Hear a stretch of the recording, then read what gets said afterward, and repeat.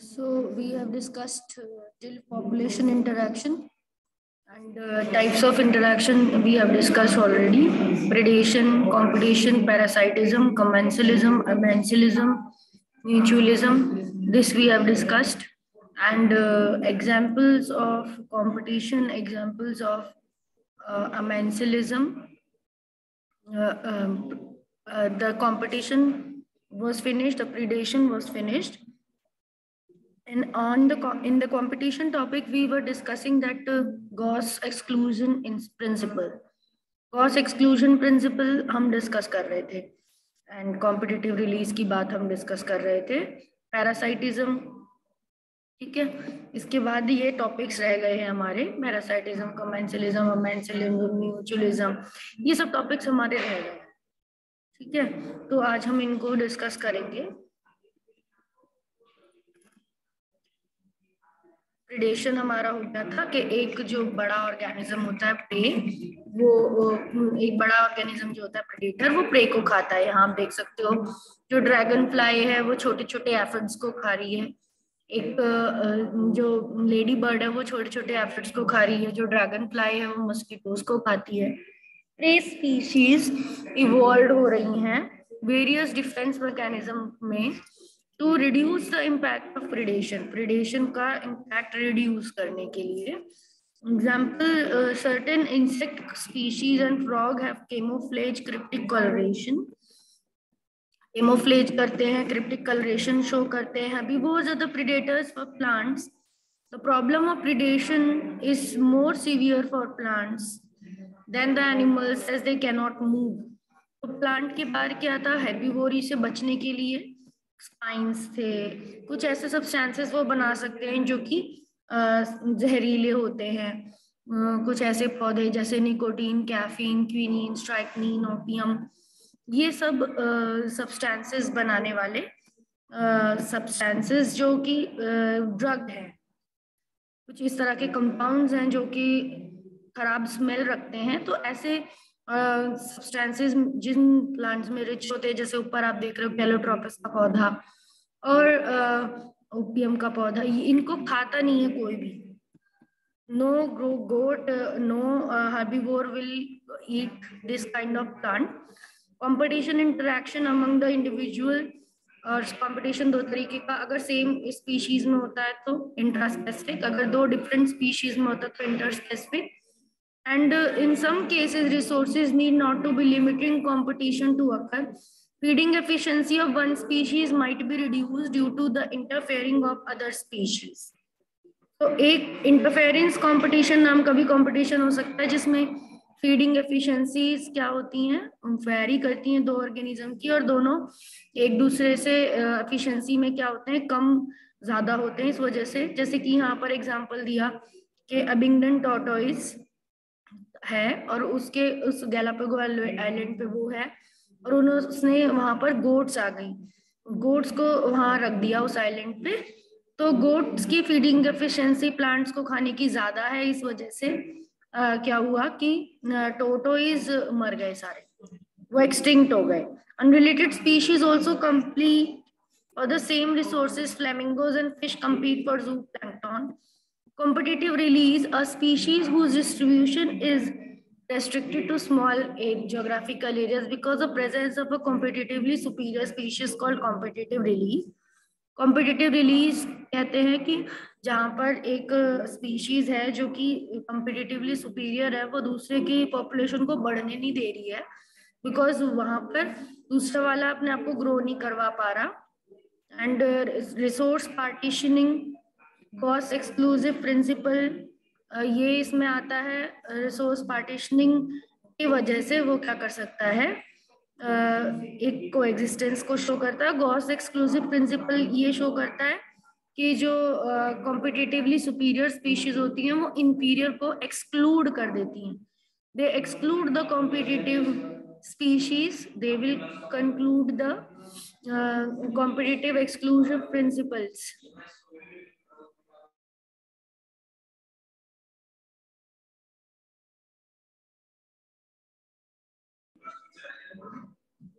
competitive release, resource partitioning, competitively inferior will be eliminated by superior.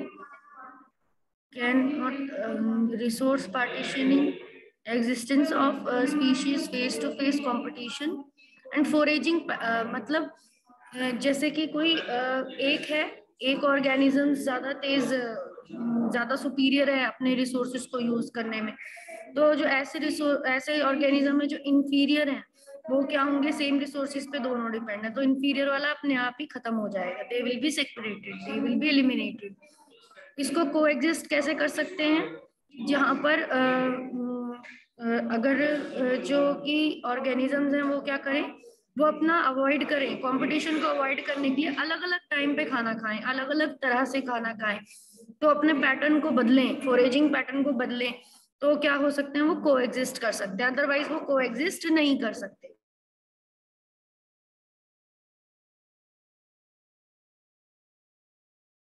सबसे पहले इसको दिया था मैक आर्थर ने शो किया था कि 5 तरह के क्लोजली रिलेटेड वार्बलर्स थे, यानी कि बर्ड्स थी क्लोजली रिलेटेड, वो को एग्जिस्ट करी, वो साथ में रह सकी, बिकॉज उनका खाना सबका सेम ही है, उनको खाना सबको पैरासाइट्स ही है वुड के, प्लांट के, बट ये सारे वार्बलर्स इसीलिए को एग्जिस्ट कर सकते बिकॉज यहाँ पर जो अलग अलग टाइम पे खाना खाते थे, they forage on different different time. Parasitism अब हम इससे बोलते हैं रिसोर्स पार्टीशनिंग। एक ही पेड़ पर रहने के बावजूद ये 5 तरह के चिड़िया अलग टाइम पे खाते थे, तो पांचों के पांचों सर्वाइव कर पाए, उनकी स्पीशीज सर्वाइव कर पाई।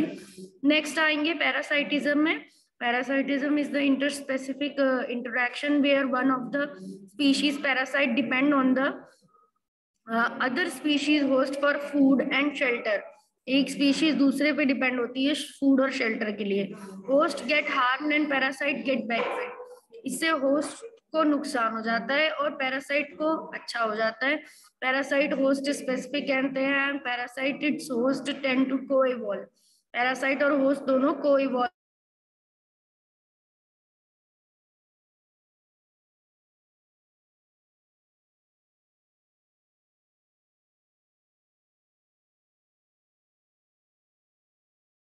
पैरासाइट से बचने के लिए, वैसे पैरासाइट भी अपने आप को इवॉल्व कर लेता है, ऐसे कोएवोल्यूशन करते हैं। ये स्कोलेक्स है, ये आपका जो फ्लैटवर्म्स होते हैं उनके अंदर अटैचमेंट हुक्स और सकर्स की तरह माउथ के पास कुछ कार्ड्स होते हैं जिससे ये अपने आप को इंटेस्टाइन में अटैच कर सकते हैं, स्कोलेक्स इसको कहते हैं। And host get harmed by the parasite, तो होस्ट ने पैरासाइट से बचने के मैकेनिज्म इवॉल्व किए हैं। वहां पर पैरासाइट्स को खाना मिलता है होस्ट से, तो होस्ट पैरासाइट ऐसे मैकेनिज्म इवॉल्व करेगा जिससे वो क्या हो, सर्वाइव कर सके। ठीक है, it can survive. Co-evolve, it means that the mechanism to reject or resist the parasite has evolved the mechanism to neutralize them। यानी साथ में इवॉल्व होने की वजह से दोनों के पास क्या ऑप्शन आया कि वो दोनों के दोनों अपने असर को न्यूट्रलाइज कर सके, होस्ट पैरासाइट से बेअसर हो, पैरासाइट होस्ट से बेअसर हो। एंड पैरासाइट एडेप्टेशन, पैरासाइट की क्या एडेप्टेशन है, parasite tends to coevolve, it may loss of sense organs, कुछ सेंस ऑर्गन्स लूज कर सकते हैं, सकर्स और हुक्स को वो उनके प्रेजेंस को खो सकते हैं, loss of digestive system, high reproductive capacity, वो जल्दी जल्दी रिप्रोड्यूस कर सकते हैं, डाइजेस्टिव सिस्टम उनका कम हो सकता है, उसके पार्ट्स कम हो सकते हैं। And some parasites have complex life cycle and generally have 1 or 2 intermediate। कुछ पैरासाइट्स की लाइफ साइकिल बहुत कॉम्प्लेक्स हो सकती हैं, किसी एक होस्ट में ना रहने की जगह वो 2 होस्ट के अंदर रह सकते हैं या मल्टीपल होस्ट के अंदर रह सकते हैं। तो ऐसे ऑर्गेनिज्म जो डाइजेनेटिक होस्ट, ऐसे पैरासाइट्स भी होते हैं जिनकी डाइजेनेटिक लाइफ साइकिल होती है, 2 होस्ट उनको जरूरी होते हैं अपनी लाइफ साइकिल के लिए।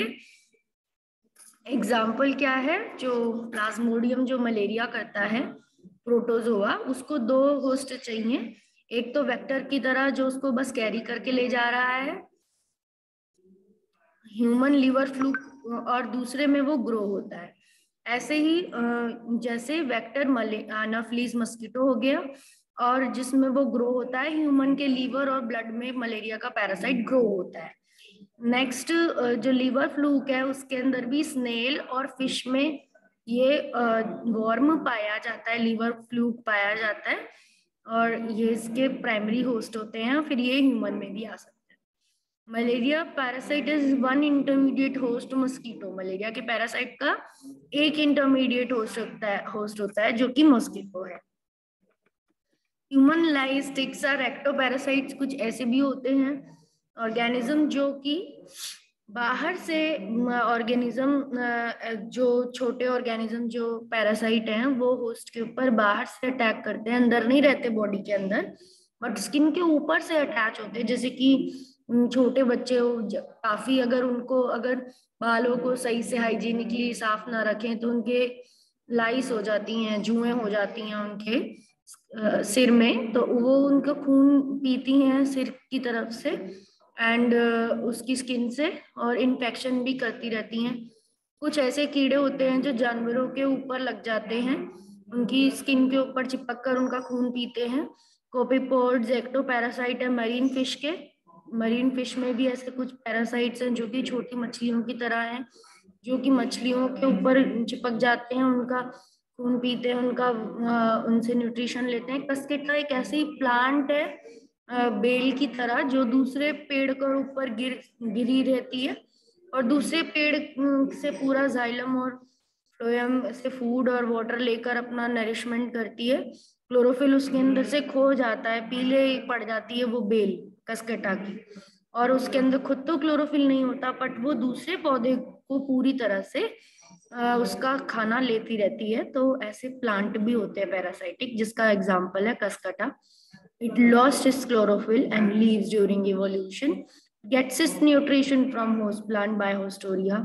होस्टोरिया नाम की सकिंग रूट से वो वहां से न्यूट्रिशन किसी भी पेड़ पर से पाते हैं। तो ये पैरासाइटिक रिलेशनशिप हो गई। हम पॉपुलेशन इंटरेक्शन में हमने प्रेडेशन पढ़ लिया, कंपटीशन पढ़ लिया, पैरासाइटिज्म पढ़ लिया। नेक्स्ट हम जो पॉपुलेशन इंटरेक्शन पढ़ रहे हैं वो कमेंसलिज्म है। And commensalism में it is an interspecific interaction in which one species benefit and other is neither harmed nor benefited। तो commensalism एक ऐसा है इंटरेक्शन जिसमें दो स्पीशीज आपस में इंटरेक्ट कर रही हैं, जिसमें से एक स्पीशीज को तो ना फायदा हो रहा है ना नुकसान हो रहा है, बट दूसरी स्पीशीज क्या हो रही है, उसको फायदा हो रहा है। एक तो न्यूट्रल है, पर दूसरी जो स्पीशीज डिपेंडेड है उसको फायदा है, it's has benefit. Such kind plus and zero interaction, जिसको बेनिफिट हो रहा है उसको लिए तो पॉजिटिव है, जिसको कुछ भी नहीं, ना नुकसान ना फायदा, उसके लिए जीरो रूल है। तो ऐसे ऑर्गेनिज्म कोमेंसल्स कहलाते हैं, और ऐसा रिलेशन कोनेंसलिज्म कहलाता है। एपीफाइट्स में देखा जाता है ऐसे प्लांट्स होते हैं जो जो दूसरे प्लांट्स पे ग्रो हो जाते हैं, उनकी उनकी शाखाओं पे ग्रो होने लगते हैं। जैसे ऑर्किड का है, ट्री ऑफ ब्रांच, किसी भी ब्रांच के डाली पे एपीफाइट ऑर्किड नाम का फ्लावर ग्रो हो सकता है। बार्निकल्स ऐसे होते हैं मोलस्क जो वेल के पास पास घूमते हुए चले जाते हैं, एक जगह से दूसरी जगह ट्रांसपोर्ट कर लेते हैं। Association between एग्रेट and grazing cattle. एग्रेट एक तरह की बर्ड है, और कैटल जो चरती हैं घास के मैदानों में, कैटल चरने आती हैं, तो एग्रेट उनके हमेशा पास पास घूमती हैं। क्यों? क्योंकि जब गाय या भैंस कैटल जो है वो घास चरने आएगी, तो जब वो इधर उधर घूमती हुई चलेगी तो अपना खाना घास चरेगी, तो वो क्या करेगी, कई सारे कीड़ों को मार देगी, प्लस कई सारे कीड़े उसके ऊपर से घास के अंदर से निकल निकल के भागेंगे, जिसकी वजह से जो इग्रेट होंगी उसके ऊपर जो वो जो चिड़िया उसके चारों तरफ घूम रही है, कैटल के कमर पे बैठ जाती है, कभी इधर उधर उड़ती है, वो इसीलिए उसके पास पास घूम रही है कि जैसे ही गाय भैंस चलेगी तो जो भी कीड़े मरे होंगे या फिर घूमेंगे उड़कर, वो उसे खाती रहती है, तो उसको आराम से उसको फायदा होता रहता है गाय भैंस के पीठ पर रहने से। तो ये होता है कमेंसलिज्म। इग्रिट को तो इसमें फायदा हो रहा है, और कैटल को कोई ना नुकसान है ना उसे फायदा है। इससे उसे कुछ नहीं मिल रहा, वो तो बस अपना घास खा रही है। The clown fish living with sea anemone, clown fish get protection from predator. Clown fish sea anemone के आसपास रहती और सी एनिमोनी उसे बचा देता है बड़ी बड़ी मछलियों से। Sucker fish on the back of shark, sucker fish ऐसी होती हैं जो कि शार्क के पीठ पे ट्रेवल होकर दूसरी तरफ चली जाती है, शार्क जैसे एक जगह से दूसरी जगह मूव करती है। तो सकर फिशेस उसके पास जुड़कर क्योंकि वो प्रीडेटर है, बड़ी मछली है, वो किसी और कोई और उसके और कंपटीशन नहीं करना चाहता, तो वहां पर पास में लगे हुए हैं वो, और वो दूसरी जगह भेज दिए जाते हैं, सेफली पहुंच जाते हैं। तो इससे शार्क को कोई तो फायदा ना नुकसान हुआ, बट शार्क के साथ साथ दूसरी को फायदा हो गया कि वो सेफ जगह बिना किसी नुकसान के पहुंच गई। अब आते हैं हम म्यूचुअलिज्म में। म्यूचुअलिज्म में दोनों का प्लस इंटरेक्शन है, मतलब दोनों को फायदा होगा।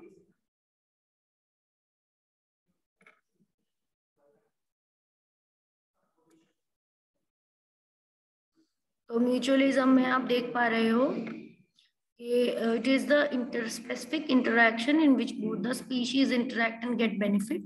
एक ऐसी इंटरेक्शन है जिसमें दोनों ही स्पीशीज को बेनिफिट मिल रहा है।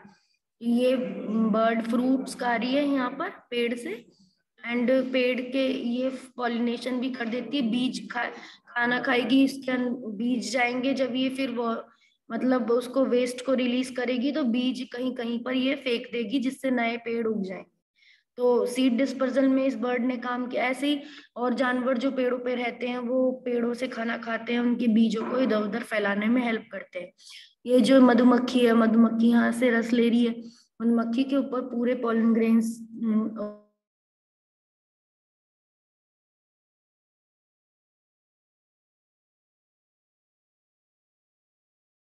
प्लांट को भी हेल्प हो रही होती है, and plant will get benefit as honey bee will pollinate, it will act a pollinating agent, pollination कराने में हेल्प करेगी honey bee. And flower is getting pollinated, and flower से इसे क्या मिल रहा है, फ्लावर से इसे नेक्टर मिल जा रहा है, it is getting nectar from the flower. तो mutualism relationship is the relation, दोनों अलग अलग स्पीशीज होंगी और दोनों स्पीशीज हेल्प एक दूसरे की हेल्प करेंगी। लाइकन एक ऐसे ऑर्गेनिज्म है जिसमें एल्गे साइनोबैक्टीरिया साथ में रहती है, इसके फंगस एसोसी माइकोराइजा भी एक और तरह के फंगस कंटेनिंग एसोसिएशन है, जहां पर रूट्स के साथ रहती हैं वो, fungus with roots of higher plants. Fungi help to absorb the nutrients from the rock and the plants और प्रोवाइड एनर्जी। और फंगी एब्जॉर्ब करने में भी हेल्प करती है रॉक्स और प्लांट से, provide the energy yielding carbohydrates to fungi.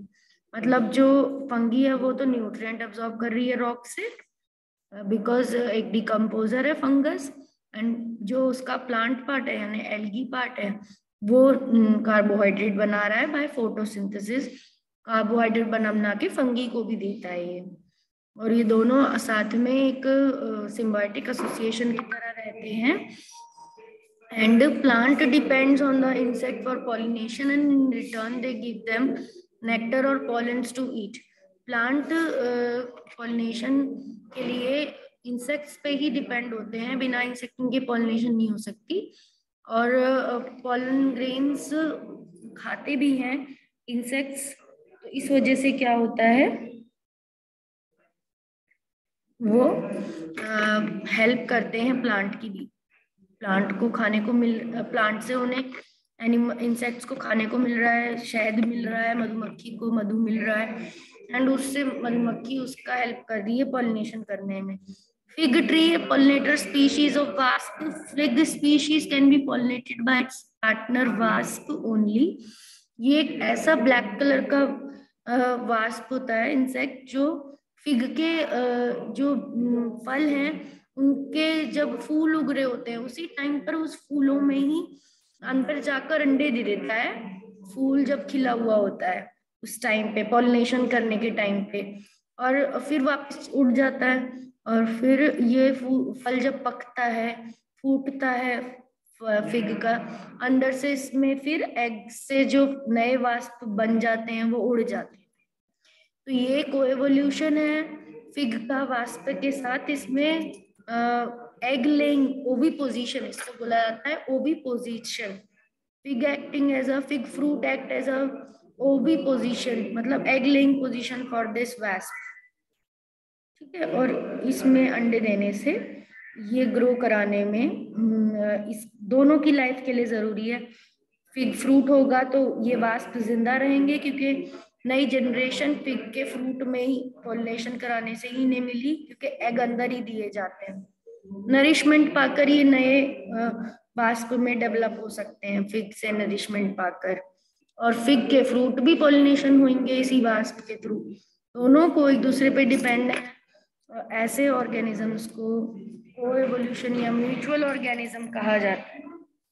ठीक है, तो I think it should be clear to you.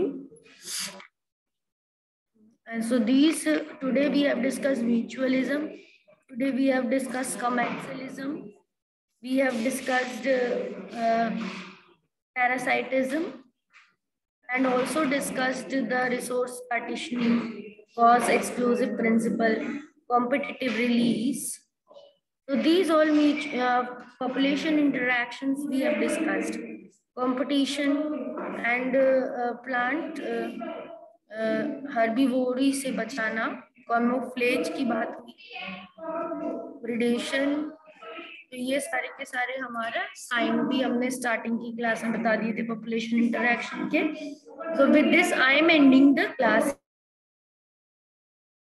I hope it is understood, and in our new class we will be starting with the new chapter, that is chapter 14.